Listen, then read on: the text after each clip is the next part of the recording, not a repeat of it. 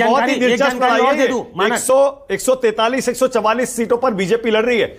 अगर 52 सीटों पर, फिलहाल हालांकि आंकड़े अभी पूरे आए, सारी सीटों के रुझान आए नहीं है, लेकिन फिर भी अगर 52 सीटों पर बीजेपी है तो क्या सबसे बड़ी पार्टी बनने की रेस में बीजेपी पिछड़ सकती है क्या? मानक एक जानकारी दे दूं, वो राजीव ठीक कह रहे थे कि वहां शायद शरद पवार लोकसभा में प्रिवेल कर गए हो, लेकिन जो विधानसभा के चुनाव हैं उसमें अजीत पवार का अपना एक दबदबा है। उन्होंने पिछले कुछ सालों में, कुछ दशकों में जो काम किया है वो शायद रिजल्ट में भी दिख रहा है या रुझानों में दिख रहा है। वो शुरुआती ही जो रुझान कह सकते हैं, अभी 1 घंटे से कम की काउंटिंग हुई है, उसमें 3600 वोटों से आगे चल रहे हैं। हमारे संवाददाता ये जानकारी दे रहे हैं। अजीत पवार 3600 वोटों से आगे चल रहे हैं। अजीत पवार 3600 वोटों से आगे हो गए हैं। और ये नीचे जो आंकड़ा है इसको भी देखिए जरा। एनसीपी अजीत पवार गुट 24 सीटों पर लीड कर रहा है, शरद पवार गुट 25, यानी कांटे की टक्कर के असली एनसीपी किसकी, असली पवार कौन। अगर इसको इस तरह से देखें तो ऐसा लग रहा है मुकाबला बिल्कुल बराबर का है। शिवसेना में भी टक्कर देखिए,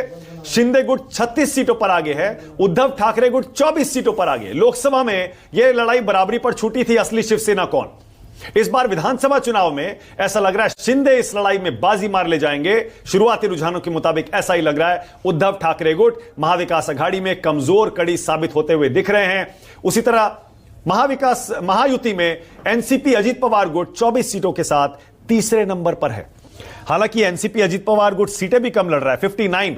ऐसे में स्ट्राइक रेट देखना पड़ेगा किसका सबसे ज्यादा है। शिंदे 81 सीटों पर चुनाव लड़ रहे हैं, उसमें से 36, और बीजेपी 143 पर लड़ रही है, उसमें से 52। महाविकास अघाड़ी में कांग्रेस सबसे ज्यादा 101 सीटों पर चुनाव लड़ रही है, उसमें से 45 पर आगे है। एनसीपी शरद पवार गुट 86 सीटों पर चुनाव लड़ रहा है, 25 पर आगे है।